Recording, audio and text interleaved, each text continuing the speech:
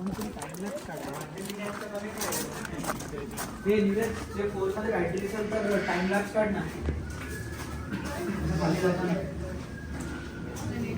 फोनमध्ये टाइमलॅप्स काढू शकतो. Normal video टाइमलॅप्स. 6 माळे खाली चाललोय मग. हो.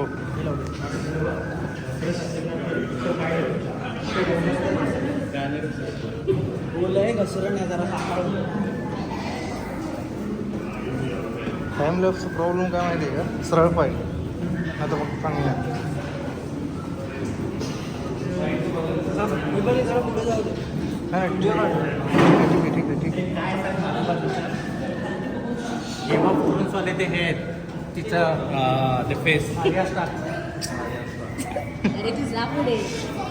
नाही ठीक आहे. पुढं पण आहेत ना लोक.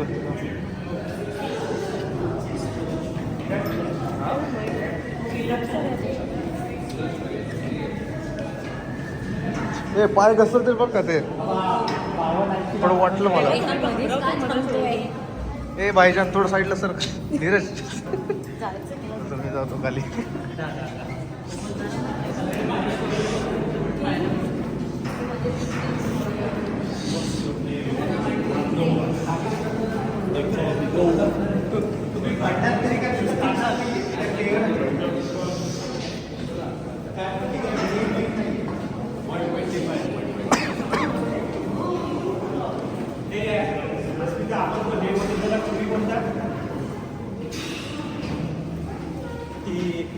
आयलँड वरती तो प्लेन एक सगळं गायब होतो. लॉस्ट मध्ये कसं आहे ते.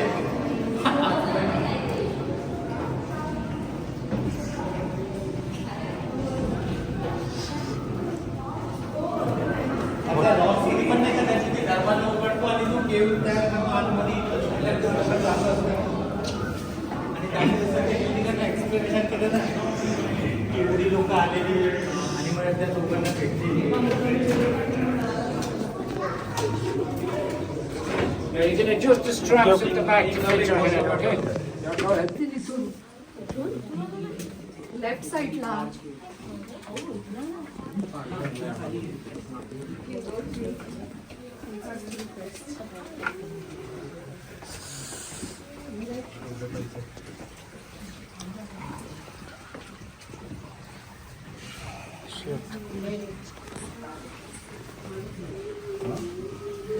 खाली जाऊ.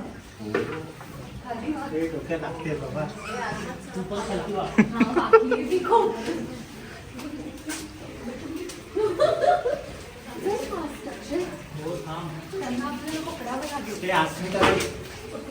हे यार कुणाला लागलं?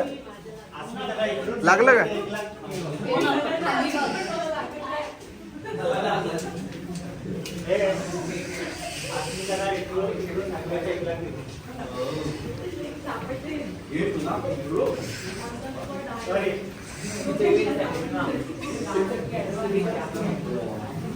साईडला लागेल लक्ष.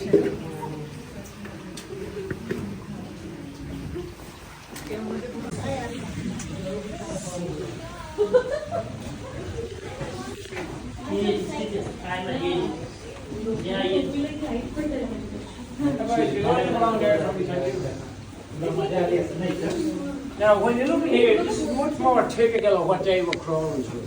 They were pushing the rock and rubble off to the side of the hill. And you see the hole at the back? That's how they got in and back out of the cave. Now, the whole passageway would have been this size or even smaller in places when they came in here first. And you can see above your heads, they're all the drill holes where they made the passageway much, much bigger so we can get in and out. So, definitely weren't a bit crazy, that's for sure. Now guys, once you've looked in here, I want you to go down, stop at the next light and wait there for me. And I'll just show the rest of you.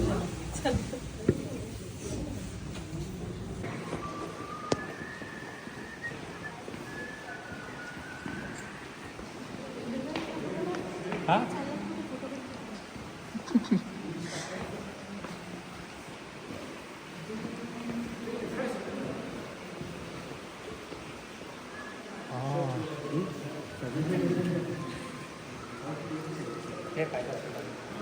They come under all this rock and they come out below the boulders and they followed the stream, looking for an easier way out.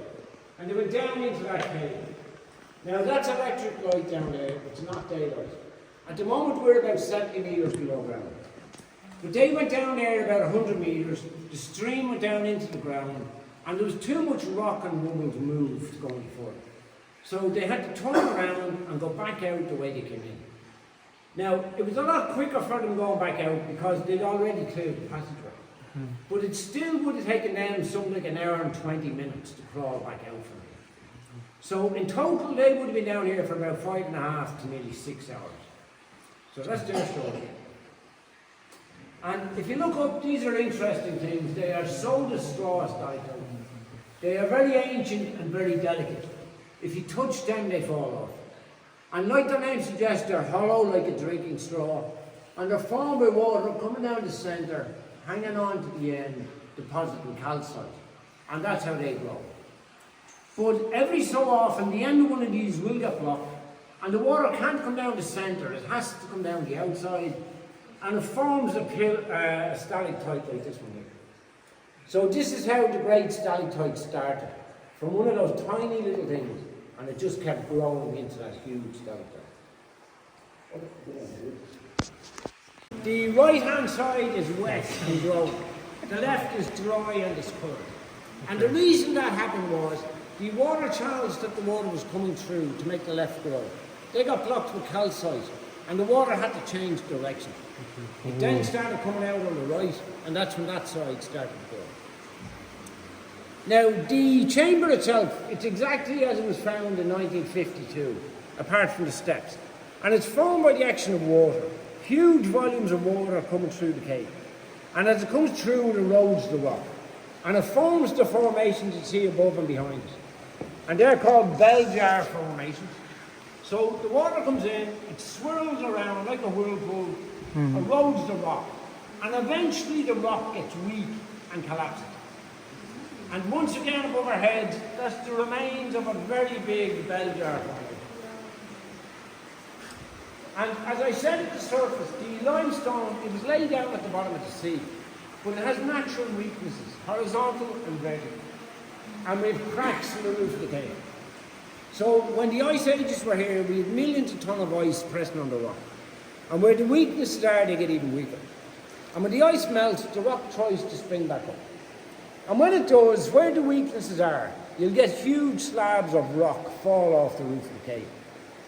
And at one point, this cave had a huge mound of glacial clay in the centre that has since been eroded away. But when the slabs fell off the roof, they landed on the clay, and then they slipped over to the side. So those big slabs of rock that you see there, they were once part of the roof of the cave. Now, all that happened about 2.5 to maybe 3 million years ago. So you don't have to worry about it falling on your head. The hard hat isn't going to help anyway, it doesn't matter.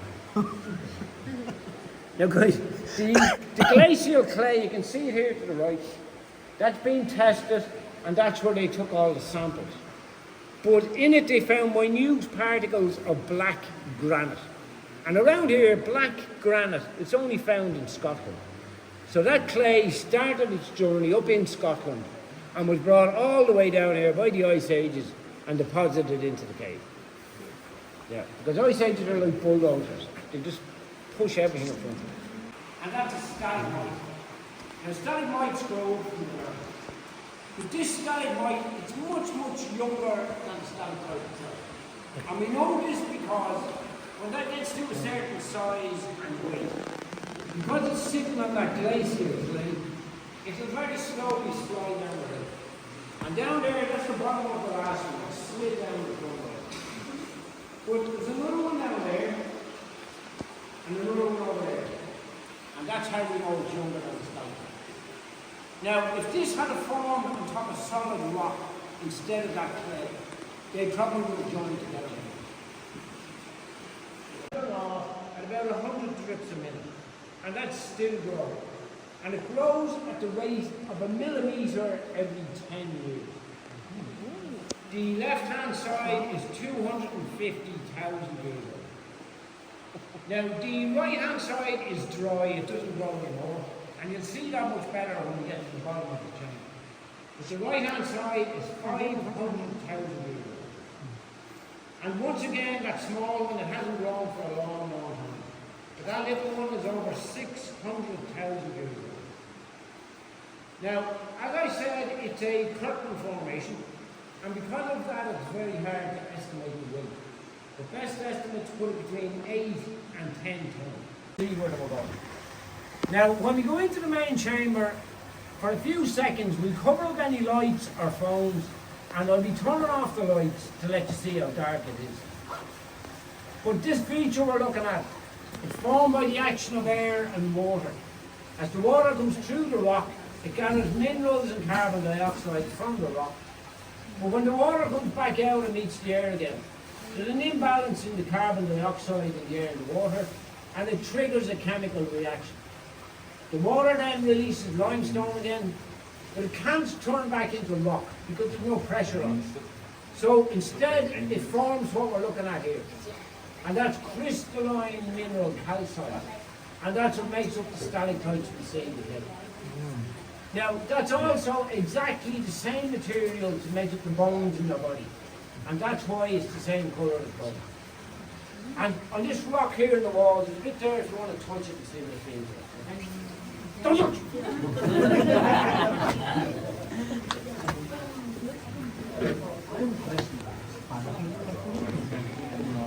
But this one, it's a free hanging stalactite.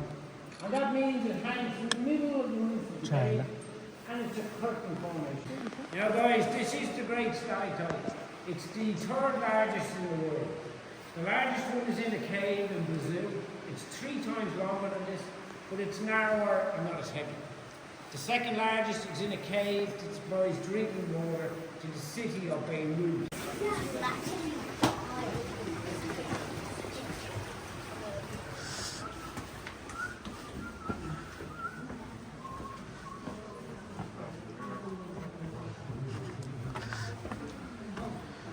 Can you turn off the light, please? Yeah.